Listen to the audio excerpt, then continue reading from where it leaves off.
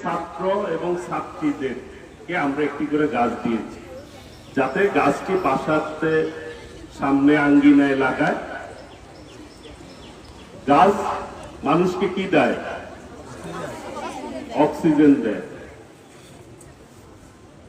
আর গাছ কি গ্রহণ করে? কার্বন ডাই অক্সাইড গ্রহণ করে, যেটি আমরা বিষাক্ত আমরা ছাড়ি। মানুষ যেটা ছাড়ে সেটি গাছ গ্রহণ করে, এবং মানুষ যেটি গ্রহণ করে সেটি গাছ মানুষকে দেয়।